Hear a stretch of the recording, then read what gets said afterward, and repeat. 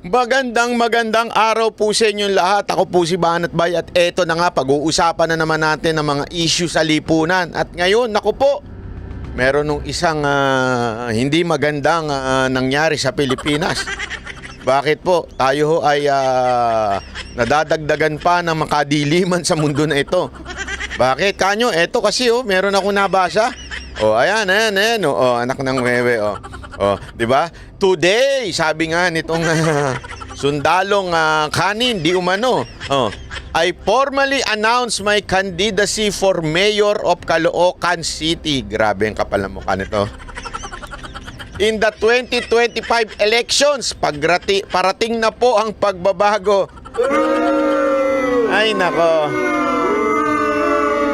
Alam mo, Trillanes ako natatawa lang talaga sa'yo. Alam mo yung pagiging obsessed mo sa mga Duterte? Sa pagiging obsessed mo kay Pangulong Duterte, kahit yung kanyang slogan, ginamit mo. Diba? Alam naman natin, sabi nga ni Pangulong Duterte, di umano ikaw ay lumapit sa kanya noon at gusto mong maging vice president niya at dahil sa tinanggihan kanya, ikaw ay naging parang isang batang iyakin na nagmamaktol dyan, nagtatantrum sa karsada. At ano ginawa mo? Naging bitter ka na sa mga Duterte.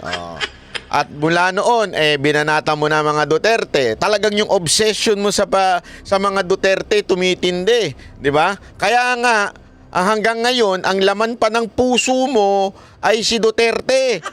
Paano ko nalaman?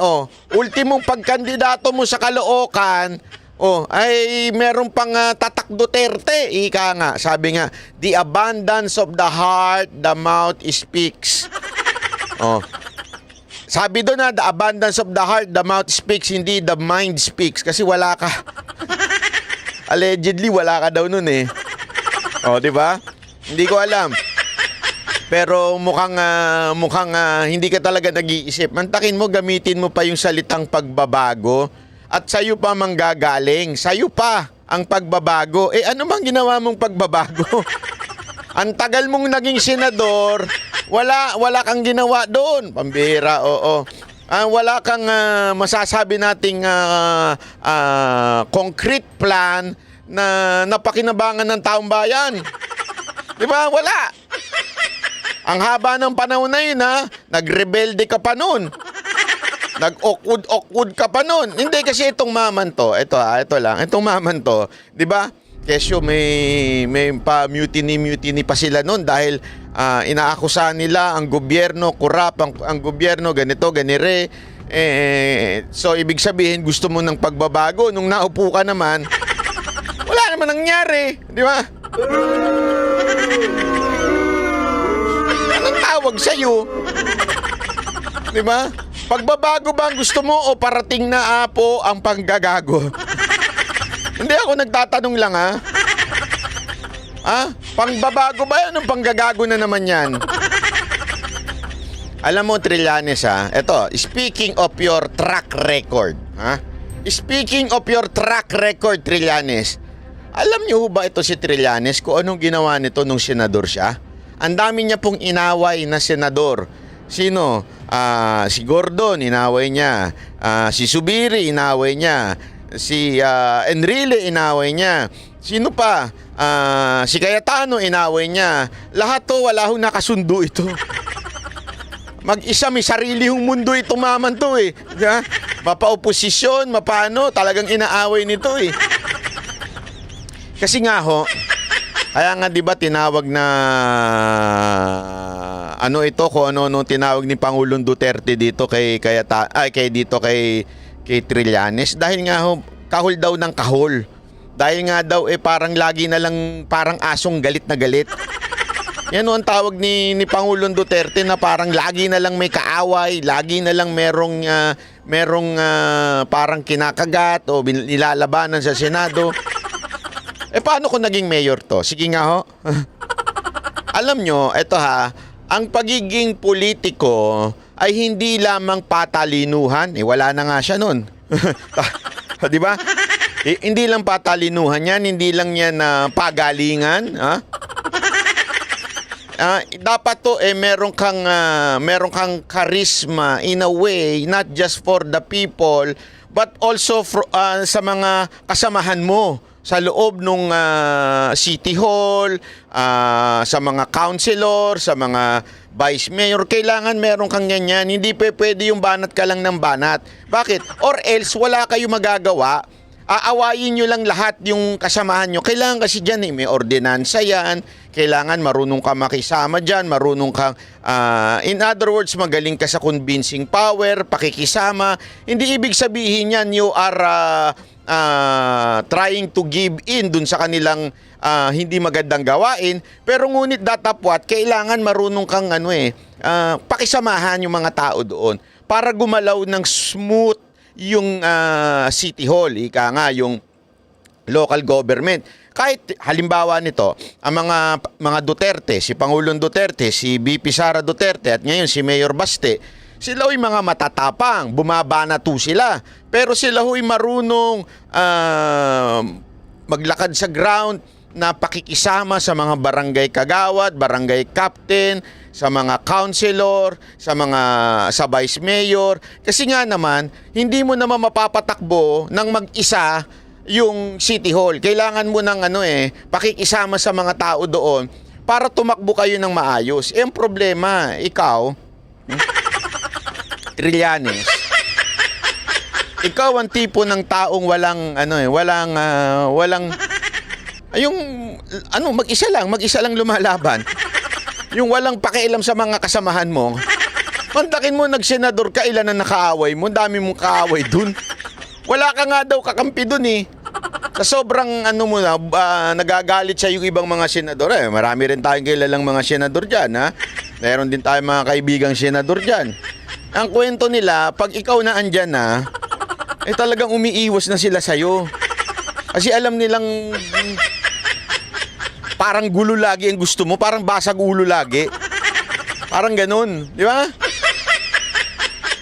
Hindi ko pwedeng ganun pagka ikaw ay mayor, kasi ikaw bilang mayor para kang amahin, ibig sabihin tatay ka nung lungsod na yon. Kung hindi ka marunong nakikipag-usap sa mga barangay officials, 'di ba, sa mga councilor, paano kayo makakagawa ng ordinansa? Paano kayo makakaayos ng mga barangay-barangay? 'Di ba? Hindi pwede yung ugali mo. Malabo ka. Sorry na lang, sir, pero huwag kang magagalit. Pero yung mga tipo mo, yun ang tipong dapat sa'yo magtayo ng sariling bansa sa Spratly o kaya doon sa masariling bansa doon sa... Saan ba yun yung pinuntahan mo? Hindi umano? At kaya medyo napunta na sa iba? Ano ba yun? Pangalan nung kayo na, Scarborough. Dapat doon ka na lang mamuno. Tapos, sarili mo na lang yung mo, yung pamunuan mo. Anyway, gano'n naman ang diskarte mo sa buhay, di ba? Isa pang matindi dito, Ito. Ayan, una, sobrang obsessed niya kay Duterte. Baka mamaya, lahat na lang ng issue kunwari, naging mayor kayo, lahat na lang ng issue sa Caloocan, idikit mo kay Duterte. Kasi ganun kakabiter kay Duterte. Baka mamaya, lahat ng binaha yung Caloocan, kunwari may basura yung Caloocan, baka pag sinabi mong binaha, kasi si mga Duterte, hindi na binigyan ng proyekto ng Caloocan. Ganyan, no? Sisihin mo pa rin si Duterte. Di kaya naman, may basura. Siguro, ang mga Duterte nagkalat dito. Baka ganun ang gawin mo. Hindi, alam nyo kasi ganito, mga kababayan, ito, kung maghahanap kayo ng leader, gusto nyo ng leader na maayos, napaka-importante po na ang leader ay hindi ho yan negative. Ibig sabihin, dapat laging positibo ang pananaw niya. Pag may nakitang problema yan sa kanyang sinasakupan, instead na manisi ng kapwa, instead manisi ng ibang tao, manisi ng ibang politiko, siya positive lang. Hindi, gagawin natin to, aayusin natin to. Hindi, tapos na yan, nakaraan na yan, ayusin na natin to. Dapat ganun na isang leader. Hindi yung leader na lagi na lang parang may baggage. Parang yung laging binabanatan. Hindi pwede yun. Para makapag-move on ka sa buhay, dapat ikaw ay laging positibo. Ano ba ang pwede kong gawin dito? Huwag mo nang isisi doon sa nakaraan, ganito. Dito pa nga lang yung mga banat mo ngayon doon sa kasalukuyang mayor dyan, binabanatan mo na kaagad, ha? Hindi ko kilala yung mayor dyan, ha? Pero binabanatan mo na kaagad, meron ka na mga patutsada, pambihira ka, papasok mo pa lang dyan. Di ba? Kakaano mo pa lang dyan, ganyan na kaagad ng estilo ng iyong pangangampanya. Hindi tama yan, sir. Hindi maganda yan. At kayo mga taga-Caloocan, kung ganitong klase ng mayor ang magkakaroon kayo, wala. Lahat na lang, banat. Di ba? Okay lang bumanat kung ikaw ay si Banat Bay. Yun, di ba? Hindi. Okay lang bumanat kung ikaw ay isang vlogger, commentator, o kung ano pa man. Pero kung ikaw ay mayor na, iba na usapan doon. Leadership ang kailangan doon. Yun ang wala ka. Leadership skills, wala ka noon. Sir. Alam mo yun, eto na nga lang Eto nung buong senador ka, meron ka bang ginawa para sa Caloocan? Wala, di ba? Hindi nga ang tawag sa iyo, 'di ba, ng mga kuwari yung presiding senator doon, tatawagin sa iyo, gentleman from ganito. Hindi ka nga tinatawag na gentleman from Caloocan Bakit? Hindi nila alam taga Caloocan ka Walang nakaramdam ng presensya mo sa Caloocan Tapos ngayon susulpot ka, gusto mo maging mayor. Ang bira Hindi, eto, sige. Sabihin nyo, sinungaling ako mga taga Caloocan. Naramdaman nyo ba ito? Noong mga nakaraang problema nyo dyan, kung ano mang kalamidad na dinaanan ng inyong bayan, nagkasunog, namatayan kayo, bumagyo, o di kaya nung pandemya, sabihin na natin, kahit hindi na siya senador nung pandemya, hindi ako sure kung senador na siya o senador siya, pero gayon pa man, kung ikaw talaga ay public servant, sana man lang naramdaman yung presensya mo doon, tumulong ka, namigay ka, tumulong ka sa mga sakuna. Kasi kung talagang Caloocan ka, yung puso mo para sa mga taga-Caloocan, lumalabas ka nun. Ako nga magtatanong wag na ako anuhin ninyo. Paniwalaan ninyo. Kayo mga taga-Caloocan, naramdaman nyo ba si Trillanes? Diyan sa Caloocan, tumulong, nagbigay ng tulong sa mga tao dyan, yung mga sakuna, yung nagkasunog, nagpunta ba siya dyan? Naramdaman nyo ba? Hindi, di ba? Eto nga yung tanong kayo ba mga taga-Caloocan, alam nyo ba taga-Caloocan ito si Trillanes? Hindi rin. Kasi nga missing in action to Sobrang missing in action itong tao na to. Ngayon lang nagparamdam kung kailan mag-e-eleksyon. Pa-announce pa, today I formally announce my candidacy for mayor. Kala mo naman may pakialam sa'yo mga taga-Caloocan. Akala mo naman mapapangahalagaan ka ng mga taga-Caloocan. Ay nako, Trillanes, kung ako sa'yo, pumunta ka na lang doon sa Scarborough, doon sa Spratly. Maghanap ka ng pamumunuang isda doon. Baka pwede ka pang mamuno sa mga isda. Sabihin mo sa mga isda, ang isda, sabay-sabay tayong lalangoy. Tapos langoy kayo papunta sa China, di ba? Hindi, ko sa'yo talaga, Trillanes, sa totoo lang. Huwag na tayong maglokohan. Yung mga katulad mo, medyo medyo hindi talaga pang mayor. Hindi talaga pang mayor ang tawag sa'yo. Ang kailangan sa'yo pang vlogger, ganyan. Kasi yung banat mo, style mo, bumabanat lagi, vlogger yan. Ganyan ang vlogger. Walang problema doon, di ba? Kalayaan mo yan. Freedom of speech. Kahit nga pinipigilan mo yung freedom of speech ko Bakit mo kanyo pinipigilan? Di umano, allegedly, ewan ko kung yun ang kanyang intention. I'm not sure if that is your intention, but nagdemanda ka nga sa akin di ba? Porket tinapik ko lang yung ginawa mo kay Enrile, yung tinapik ko lang din yung sinabi ni Roque, dinimanda mo na kaagad ako. Ano yun? Yung ba ay para pigilan ako magsalita? Huwag ganun. Hindi maganda yun, sir. Isa pa yan. Gusto ko lang i-point out sa mga taga-Caloocan.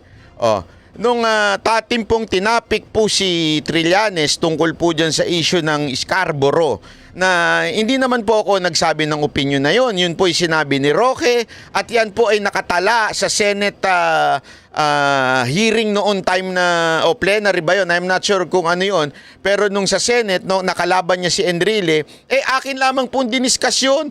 Akin lamang pong binigyan ng opinion. Hindi po ako nag-imbento ng facts. I did not give any facts. Yun po ay pagdidiscuss lamang ng aking opinion. Opinion is not a fact. It means, yun lamang ang aking tansya o pananaw sa isang bagay. Yun ay karapatan ko. Freedom of speech ko yun. Anong ginawa mo? Nagsampa ka ng kaso ng libel. Di ba? Tanungin kita, sir. Tanungin kita, sir. Tama ba yun? O yun ay pangaano ng freedom of speech ng isang tao. Eto ang tanong ko sa inyo, mga taga-Caloocan. Kung kayo kaya, pinamunuan itong mama na ito, at meron kayong nakitang hindi maganda, meron kayong ginawa may nakita kayong ginawa niya na hindi maganda at kinriticize nyo, ano kaya sa tingin ninyo ang maaaring gawin nitong mama na ito sa inyo? Ito kasing mama na ito, ang dami niyang dinimanda. Pagka hindi niya nagustuhan ng sinabi sa kanya, ang dami niyang dinimanda. Ang lakas bumanat ng mama na ito sa mga Duterte. Ang lakas mamintang ng kung ano-ano sa mga Duterte. Pero pag siya na ang binanatan, hindi niya matanggap. Pikon kagad siya. Ang bilis niya magsampa ng kaso. Ginagamit niya yung pagiging senador niya at siya ho dahil may pera, ginagamit niya ho yun na magsampa ng kaso sa katulad ko na isa lamang vlogger o isa lamang anchor ng SMNI. Di ba ho? Kahit pa po kayo isang membro ng isang lehitimong media, hindi ho tama. Kasi nga ho, yan ho ay freedom of speech, ika nga po. So ibig sabihin po niyan, kalayaan ko yan. Ang tanong, mga kababayan, kayong mga taga-Caloocan, kung may makita kayong hindi maganda sa kanyang pamamahala, kung meron kayong nasilip na sa tingin ninyo ay merong katiwalian, at ito'y inyong pinuna, tinanong, ano kaya ang maaaring gawin ni Trillanes sa inyo? Yan o ang tanong ko sa inyo. May kalayaan kaya kayong punahin siya bilang mamamayan ng Caloocan? May kalayaan kaya kayong batikusin siya bilang mamamayan ng Caloocan? Di ba ho? Wala. Bakit? Baka mamaya matakot na kayo, madimanda kayo, di ba? Oo. Wala.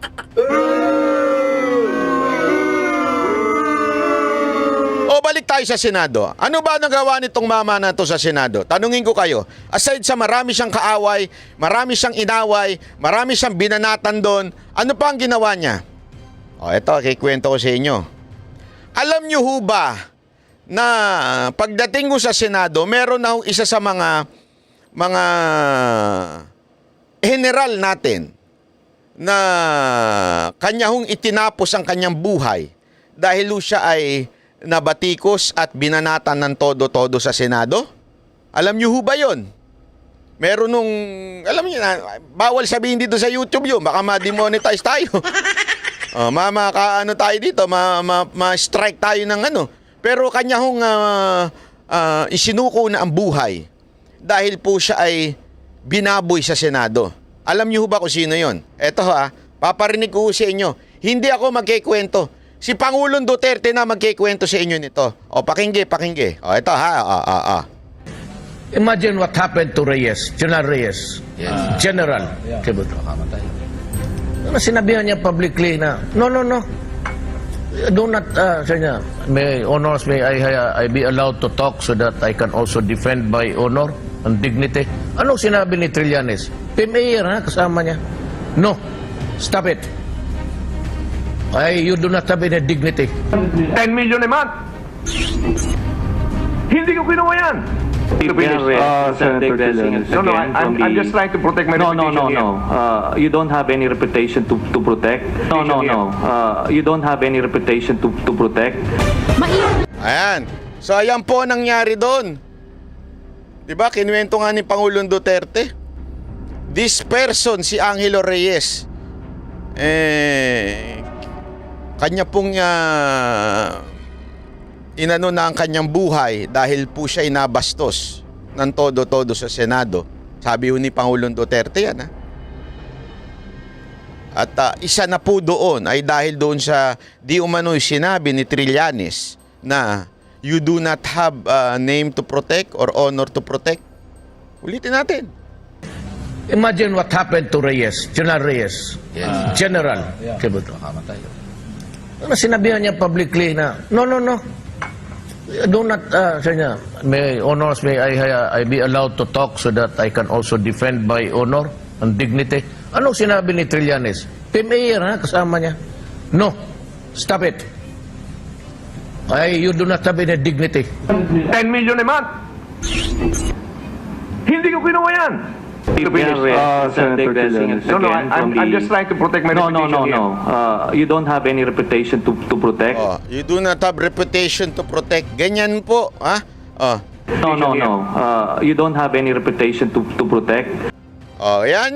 Ganyan no si Trillanes, ha? Oh. Ang naging eksena ng magkaharap si Senador Antonio Ayan, ha? Oh, kumakagat labi pa pala ito. Mike Abe, ikaw ba yan, Mike Abe? Hindi, totoo, di ba? Kita ninyo? Oh. Yan, ganyan tao ho yan. Again, hindi ko po sinasabing ang dahilan lang ni Angelo Reyes ay si Trillanes. That's not my point. Hindi yun. Maaring maraming dahilan kung bakit hindi natin alam. Siya lang ho nakakaalam nung kung anong dahilan. Pero ito yung mga pangyayari before niya gawin yung madilim na ginawa niya sa sarili niya. Yung kanyang pinatay ang kanyang sarili. Ang tanong, ganito ho ba ang gusto nating maging mayor ng Caloocan? 'Di ba? Hindi ho ito tapang eh. Iba ho yung tapang sa honorable. Respectful. Tandaan nyo, AFP, cheap. Sabihin, yan ang pinakamataas sa AFP. Eto, PM Mayor din supposedly. Dati niyang boss yan. Ganyan niya pagsabihan. Diba? Siguro, talaga nasaktan si Angelo Reyes dyan sa pagdinig na yan. Not only Trillanes, marami pang ibang mga pagkakataon. Pero sigurado ko, isa yan sa pinakadinamdam ho ni Angelo Reyes nung siya po ay nabubuhay pa. Nung time na ganyan. 'Di ba? Again inililinaw natin. Hindi ko po sinasabing siya ho ang dahilan kung bakit nangyari yung kay Angelo Reyes. Hindi ko sinasabi si Trillanes ang dahilan nun, ha? Pero sigurado kung isa yan sa mga dahilan ng kanyang sakit sa puso. Kaya na lang nagawa niya. Isipin nyo, isang taong napakatapang, isang taong lumusob sa gera, isang taong talagang ang kalaban ay matitindi. Maging AFP chief ka ba naman? Ikaw ang pinakamataas na namumuno sa ating armed forces. Biglang ganun ang ginawa sa buhay. Tapos etong si Trillanes, ganyan lang ang gagawin sa kanya. Kaya no wonder this person, wala daw talaga makasundo ito sa Senado. Kasi alam mo yun, if you do not respect the person because you think that person is, alam mo yun, hindi maganda, hindi maayos, o that person is corrupt or whatsoever, but at least respect, di ba, the title, respect the office. Dapat may ganun eh. Pwede mo naman sabihin in a nice way, hindi yung binabara mo yung tao na akala mo walang pamilya. Kung ikaw, hindi sa iyo mahalaga yung honor sa mga taong katulad ni AFP Angelo Reyes, napakahalaga ng honor. Kaya ako, eto lang dito sa announcement ni Trillanes talaga, ewan ko mga taga-Caloocan, kung kaya nyo na magkaroon ng ganitong klaseng mayor, good luck sa inyo. Kung ganitong klaseng ng mayor ang iboboto ninyo, wag na ho kayo umasa. yung lugar ninyo ay magkakaroon ng good vibes o kaya magkakaroon ng positibo. Wag na ho kayong umasa. Alam nyo na kung anong klaseng tao yan, binoto nyo pa. O, di ba? Kasalanan nyo na yun, di ba? Sabi nga nila, marami dyan nagagalit sa mga nasa taas, nasa gobyerno. One part, may kasalanan talaga, sobrang tindi ng kasalanan ng mga ilang mga government official. Pero malaking parte kasi doon, bakit nyo pinaupo? O, di ba? Bakit ninyo binoto? Sasabihin nyo sa dulo na budol kami, di ba? Ang pahirap sa atin May pagkakataon tayong kilatisin yung iboboto natin. Ilang buwan din niya mga ngampanya. Ngayon pa lang alam nyo na tatatakbo to. Kilatisin ninyo. Lahat ng record na i-google ninyo, lahat ng pinagagawa nito. Di ba? Malalaman ninyo. Ngayon pa lang alamin yan ninyo. Wag na yung biglang sasabihin nyo sa dulo na budol kasi kami. Hindi, huwag na tayong ganun. Nabudol na nga kayo ngayon. Papabudol na naman kayo sa 2025. Araw-araw nyo na pagiging budol niyan. Ito lang Kaya nga mga kababayan na sa taga-Caloocan, ewan ko sa inyo kung iboboto nyo pa ito. Pero kung kayo nga ay taga-Caloocan, i-comment nyo nga dyan sa baba, iboboto nyo ba yung ganitong klaseng tao? O ito ay dapat itapon na sa basura? Di ba? Kayo, ilagay nyo, comment lang po kayo dyan, Okay? So, maraming salamat po. Kung si Banat Bay, kita-kita ulit tayo. God bless everyone. Yan ang Banateros, boses ng ordinaryong Pilipino, Banateros.